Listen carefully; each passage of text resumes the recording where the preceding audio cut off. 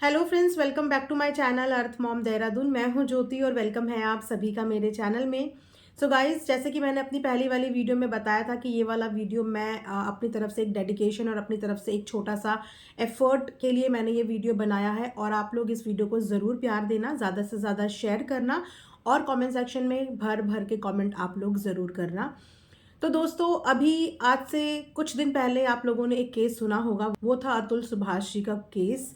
And 34 साल के अतुल सुभाष जी जो एक इंजीनियर हैं, एआई इंजीनियर हैं, अचानक से सोशल मीडिया पे उनका जब ये केस आया तो मुझे ऐसा लगता है कि अब तक का ये कोलकाता वाले केस के बाद ये दूसरा केस है जिससे पूरा का पूरा सोशल मीडिया एकदम दहल गया है।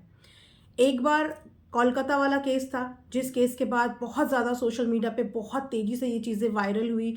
बहुत तेज़ी से लोगों के इमोशंस, लोगों का एंगर बहुत बुरी तरीके से, भरपूर तरीके से बाहर यहाँ पे निकला। और उसके बाद अब ये अतुल सुभाष का केस है, जिसके बाद सोशल मीडिया पे सब लोगों के अपने अपने ओपिनियन, अपना अपने इमोशंस, अपना अपना एंगर और बहुत सारे डिसअपॉइंटमेंट है।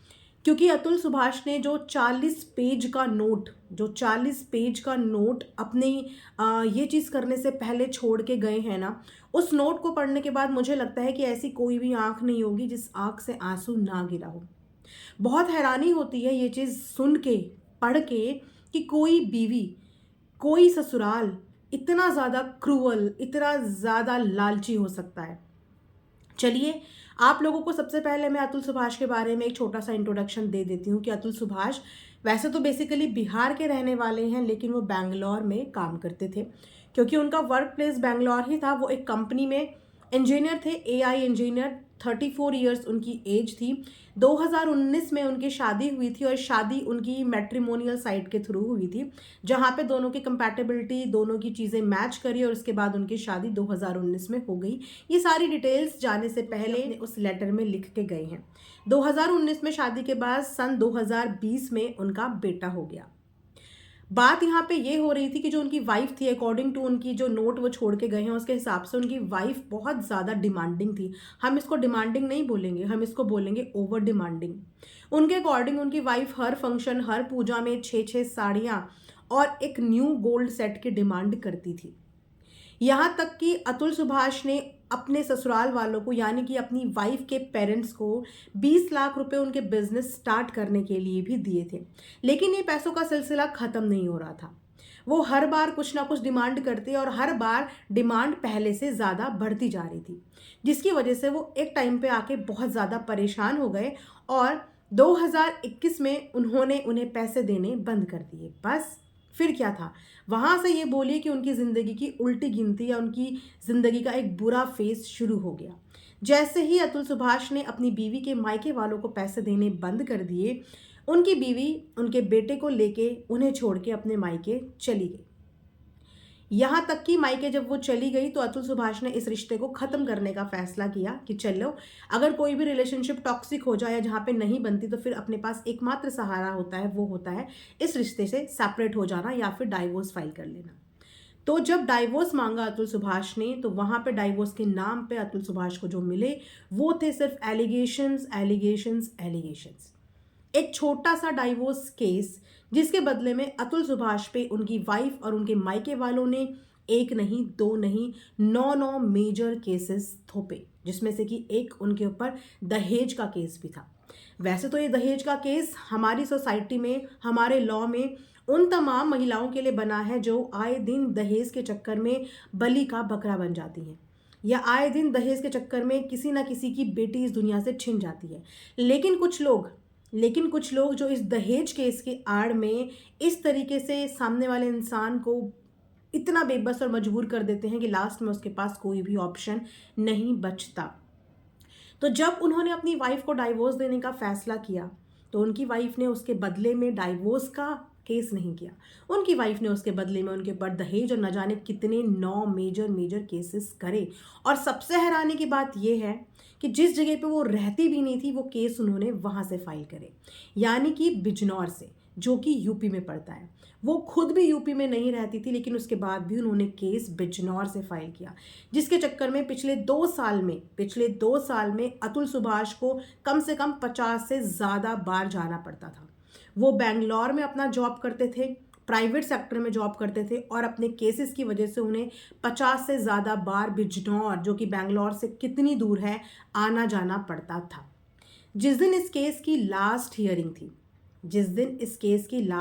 थी, उस दिन बहुत ज़्यादा, अब क्या आप लोग इस चीज़ को नाम दे सकते हो कि वो बहुत ज़्यादा हताश हो गए थे। और वहाँ पे उन्होंने ये सवाल कोर्ट से भी किया, वहाँ पे उन्होंने ये सवाल जज से भी किया, और वहाँ पे उन्होंने सवाल उन तमाम शायद लॉयर से भी किया और अपनी बीवी और उनके मायके वालों से भी किया कि आप जानते हैं कि इस केस के चक्कर में, इन चीज़ों के चक्कर में कितने ही घर जो हैं वो बर्बाद हुए हैं, और इन केस के चक्कर में न जाने कितने लोग लास्ट में ऐसा अटेम्प्ट कर लेते हैं। लेकिन उनको इस बात का कोई भी फ़र्क नहीं पड़ा। बाकायदा ये पूरी कॉन्वर्जेशन उन्होंने अपने उस 40 पेज के लेटर में लिखी हुई है। उन्होंने वहाँ से ये जवाब दिया, तो तुम भी ऐसा कर लो। अगर बाकी लोग इस चीज़ से इतना परेशान होकर, ग्रस्त होकर, लास्ट में उनके पास जब कोई ऑप्शन नहीं रहता, केस आर नहीं होता, पार नहीं होता और उनकी ज़िंदगी लटकी रहती है, तो लास्ट में वो ऐसा अटैम्प्ट कर लेते हैं। तो वहाँ पे उनका जवाब था कि तुम भी ऐसा कर लो। क्यों? इसके बारे में भी मैं आपको आगे बताऊंगी, लेकिन इससे पहले आपको बताऊंगी कि ये केस उलझा कैसे। ये केस उलझा ऐसे कि सबसे पहले इनकी वाइफ ने जो डिमांड करी थी वो 40,000 रुपीज़ अपने बेटे की मेंटेनेंस प्लस 1 CR, 1 करोड़ रुपए एलिमनी के तौर पे उनसे मांगे थे, जिसके लिए अतुल सुभाष रेडी हो गए थे। लेकिन जैसे ही वो इस चीज़ के लिए रेडी हुए, उनकी वाइफ ने ये डिमांड बढ़ा दी, यानी कि एलिमनी जो उन्होंने 1 CR पहले मांगी थी वो बढ़ा के उन्होंने 3 करोड़ कर दी। जब ये सवाल अतुल सुभाष ने वहाँ से जज से पूछा, वहाँ लॉयर से पूछा, तो उन्होंने उनको जो बदले में जवाब दिया वो भी अगेन बहुत ज़्यादा डिसअपॉइंटेड था। उनका जवाब था कि तुम्हारे पास होंगे तभी तो वो मांग रही है। तो एक नहीं, दो नहीं, कई बार अतुल सुभाष को ऐसे टॉर्चर बर्दाश्त करने पड़े अपनी हियरिंग के दौरान, जो उनको अंदर तक परेशान करके रख देता था। और जब ये लास्ट हियरिंग में सारी कॉन्वर्जेशन हुई, उसके बाद उनकी सास के जो स्टेटमेंट थे वो ये थे कि तुम अपने आप को अगर कुछ कर भी लोगे तो भी तुम्हारे बाप को पैसा देना पड़ेगा। तुम्हारा जो प्रॉपर्टी है, तुम्हारे पिता की जो प्रॉपर्टी है, वो हमें मिलेगी ही मिलेगी, क्योंकि जब तक डाइवोर्स नहीं होएगा तब तक उस प्रॉपर्टी पे उनका हिस्सा रहेगा ही रहेगा। तो उनको अतुल के जीने या मरने से कोई भी लेना देना नहीं था, क्योंकि उनका काम उसके जीते जी भी हो रहा था और उसके जाने के बाद भी हो जाता। ये सारी चीज़ें बाकायदा तौर पे अतुल सुभाष अपने उस 40 पेज के लेटर में लिख कर गए हैं, जिसे सुनकर, जिसे देखकर मैं जानती हूँ कि तमाम जनता बहुत शॉक्ड है, बहुत ज़्यादा परेशान है और बहुत ज़्यादा डिसअपॉइंटेड भी है। जिस दिन अतुल सुभाष ने अपनी ज़िंदगी के साथ कर लिया, यानी कि अपनी लाइफ सेक्रीफाइस कर दी उन्होंने, उस दिन 9 दिसंबर का दिन था। 9 दिसंबर के दिन उन्होंने 40 पेज का पूरा एक लेटर या नोट बोलिए वो लिखा, जिसे लिखने में शायद उन्हें पता नहीं कितना वक्त लगा होगा, लेकिन उनका लिखावट, उनका लिखने का तरीका, उनकी एक एक चीज़ जो वो मेंशन करके गए हैं वो बहुत साफ सुथरे सरल शब्दों में लिख के गए हैं। इसी के साथ साथ उन्होंने 1.5 घंटे का एक पूरा वीडियो भी रिकॉर्ड किया है, जिस वीडियो में उन्होंने कहीं पे भी हाइपर, गुस्सा कुछ भी नहीं दिखाया है। आप पूरा वो वीडियो ऑलरेडी सोशल मीडिया पे क्लिप्स के रूप में कहीं कहीं देख रहे होंगे और आपने पूरा वीडियो भी देखा होगा। वो पूरा वीडियो उनका बिल्कुल नॉर्मल है, ना वो गुस्से में लग रहे हैं और ना ही वो फ्रस्ट्रेटेड लग रहे हैं। बहुत कामली उन्होंने 1.5 घंटे की वीडियो में अपनी पूरी आप बीती सब कुछ रख के सुनाई है। सो गाइज, बेसिकली ये वीडियो बनाने का मोटिव मेरा ये है कि अतुल सुभाष की जो लाइफ उन्होंने कॉम्प्रोमाइज़ करी है ना, वो वेस्ट नहीं जानी चाहिए। बूंद बूंद से घड़ा भरता है और छोटे छोटे एफर्ट से जस्टिस मिलता है। तो जितने भी तमाम लोग ये वीडियो देख रहे हैं, जितने भी लोग देखते हैं, आप लोग अपनी तरफ से जस्टिस के लिए आवाज़ खड़ी ज़रूर कर सकते हैं, क्योंकि आज ये अतुल सुभाष है, न जाने और कितने अतुल फेक एलिगेशन के चक्कर में रोज़ रात को सोने से पहले ये सोचते होंगे कि हम भी अपनी लाइफ कॉम्प्रोमाइज़ कर देते हैं। तो अतुल सुभाष ने जो कॉम्प्रोमाइज़ किया है, दोबारा कोई इस बारे में ना सोचे, इसके लिए हमें एक छोटा सा इनिशिएटिव लेना चाहिए। और मैं अपनी तरफ से छोटा सा इनिशिएटिव ले रही हूँ, और आप सब भी अपनी अपनी तरफ से ये छोटा सा इनिशिएटिव ले सकते हैं। तो हम लोग बात कर रहे थे अतुल सुभाष की वाइफ और उनके पेरेंट्स से रिलेटेड, लेकिन यहाँ पे अपने लेटर में अतुल सुभाष ने बहुत तरीके से हमारे जुडिशरी सिस्टम को भी क्रिटिसाइज़ किया है। और यहाँ तक उन्होंने लिखा है कि मेरी अस्थियों को तब तक बहाया ना जाए जब तक मुझे इंसाफ ना मिल जाए, और अगर मुझे जस्टिस नहीं मिलता है तो उसी कोर्ट के बाहर जो गटर है वहाँ पर मेरी अस्थियों को बहा देना। ये उनकी नाराज़गी थी, ये उनकी नाराज़गी थी हमारे जुडिशरी सिस्टम से, जिन्होंने शायद ना उनको समझा ना उनको सपोर्ट किया। और अगर इसी तरीके से हमारा जुडिशरी सिस्टम काम करता रहा तो न जाने और कितने अतुल और जाने और कितने लोग इस चीज़ की बलि चढ़ जाएंगे। यहाँ पे बहुत बुरी तरीके से जुडिशरी सिस्टम, एक लड़की, उसके पेरेंट्स, सब चीज़ों के बारे में हमको खुला खुला पता चल गया है। यहाँ पे बहुत सारे क्रिएटर्स भी सामने आए हैं, बहुत बड़े बड़े क्रिएटर्स भी सामने आए हैं जिन्होंने ओपनली इस चीज़ के बारे में बात करी है। इनफैक्ट प्रधानमंत्री को ओपन लेटर भी लिखा है। और मैं आप लोगों से भी यही रिक्वेस्ट करूँगी कि आप सब भी एक भारतीय होने के नाते, एक सिटीज़न होने के नाते प्रधानमंत्री जी को इस केस से रिलेटेड ओपन लेटर लिख सकते हैं। आप ट्विटर पे जाके मैक्सिमम ट्वीट में अपना सपोर्ट कर सकते हैं। शायद हमारा एक छोटा सा एफर्ट किसी को जस्टिस दिलाने में काम आ जाए। वैसे वो इंसान इस दुनिया में नहीं रहा है, लेकिन उसकी आत्मा की शांति के लिए, उसके जस्टिस के लिए, और कोई अतुल इस दुनिया में दोबारा ऐसा ना करे, इसके लिए हम अपनी तरफ से एक छोटा सा इनिशिएटिव ज़रूर ले सकते हैं। आपको पता है कि ये जो दहेज का केस था, ये क्यों बनाया गया था? ये दहेज का केस उन तमाम महिलाओं के लिए बनाया गया था जो आए दिन इस दहेज प्रथा का शिकार होती थी। लेकिन कैसे कैसे धीरे धीरे ये बदलते बदलते अपने पर्सनल ग्रजेस, अपने पर्सनल रिवेंज, जो सामने वाले को बर्बाद करने के मोटिव से बहुत सी महिलाओं ने इस केस का दुरुपयोग करना शुरू कर दिया। आज अतुल सुभाष का पूरा परिवार रो रो के परेशान है, पूरा परिवार उनका बिखर गया है, सारा सोशल मीडिया भौचक्का रह गया है। और तो और आप ये सोचिए कि जो हमारी मीडिया है, जिस मीडिया पे हम लोग कहीं ना कहीं ट्रस्ट करते हैं और उनसे उम्मीद करते हैं कि वो किसी को जस्टिस दिलाने में हमारा सहयोग करे, हमारा सपोर्ट करे, बहुत हैरानी हुई कुछ ऐसे मीडिया चैनल्स मेरी आंखों के सामने आए जो इस केस का मजाक बना रहे थे, जो इस केस पे इस तरीके से क्रिटिसाइज़ कर रहे थे कि इंसानियत भी शर्मसार हो जाए। जहाँ पे मीडिया एक ऐसा फेस होता है हमारे किसी भी कंट्री का, जो किसी भी न्यूज़ को नीचे से लेकर ऊपर तक पहुँचा सकता है, जिसकी बदौलत एक गरीब इंसान को भी इंसाफ मिल सकता है। ये पावर होती है सोशल मीडिया की, ये पावर होती है हमारी नेशनल मीडिया की। लेकिन कुछ मीडिया चैनल्स ने इस केस का ऐसा मजाक बनाया कि देख के मुझे बहुत ज़्यादा शर्मिंदगी महसूस हुई। वहाँ पे इस बात के लिए डिस्कशन हो रहा था कि जितना पैसा ये ऐसे खर्च कर रहा था, उतना पैसा ये अपने मेंटल थेरेपी पे, अपने साइकेट्रिस्ट पे खर्च कर लेता तो शायद ऐसा नहीं होता। आप लोगों से एक सवाल पूछना चाहूँगी, आप लोगों ने भी वो वीडियो देखा होगा, क्या उस 1.5 घंटे की वीडियो में आपको अतुल सुभाष को देख के ऐसा फील हुआ कि वाकई में इस इंसान को किसी थेरेपी की ज़रूरत थी? क्या कहीं पे भी किसी भी लाइन में आपको ऐसा लगा कि ये इंसान के अंदर एंगर इश्यूज़ हैं, साइकोलॉजिकल कोई प्रॉब्लम है, या फिर ये इंसान गुस्सेला है? मतलब कुछ भी ऐसा लगा? जहाँ तक मैंने उसका 1.5 घंटे का वो वीडियो देखा, वो वीडियो बहुत काम तरीके से बनाया गया है, जहाँ पे ना तो उनकी आवाज़ ऊंची हुई, ना ही उनकी आवाज़ तेज़ हुई, ना ही उनकी आवाज़ में कहीं एंगर था।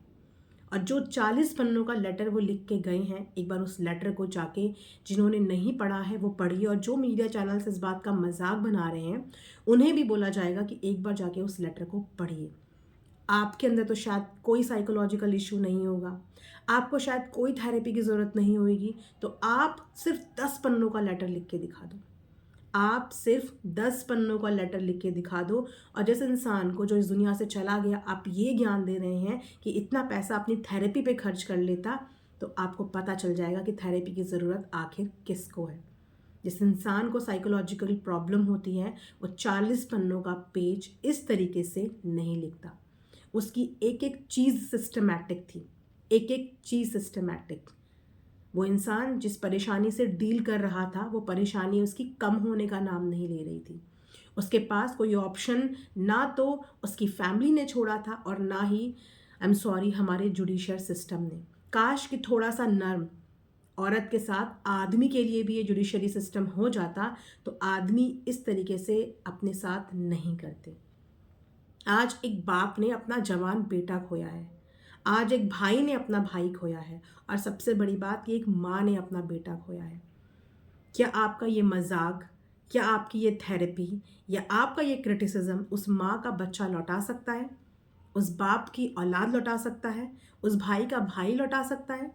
कोई इंसान इस दुनिया से चला गया, इससे बड़ी सज़ा और इससे बड़ी हार हमारी नहीं हो सकती, और वो भी तब जब वो एक केस लड़ रहा था।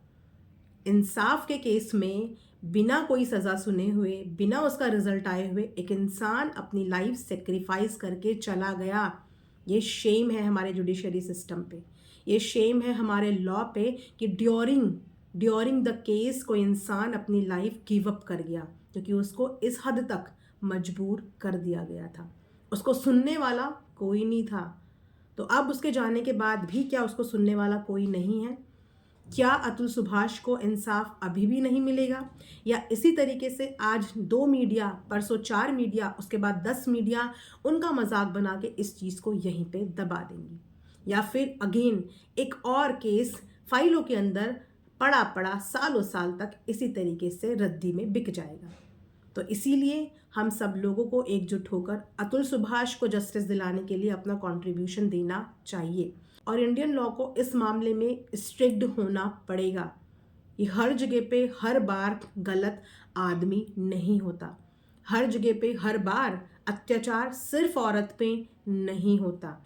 तो इसीलिए हमेशा अपना पोलाइटनेस, अपना सपोर्ट दोनों ही पार्टी पे रखें। ऐसा ना हो कि एक इंसान को जस्टिस दिलाने के चक्कर में आप एक आदमी की जान ही ले लें, वो भी बिना किसी गलती के। आज वो जुडिशरी सिस्टम क्या उस माँ को इंसाफ दिला पाएगा, उस बाप को इंसाफ दिला पाएगा, या उस भाई को इंसाफ दिला पाएगा जिसके यहाँ से उनका 34-35 साल का लड़का छिन गया?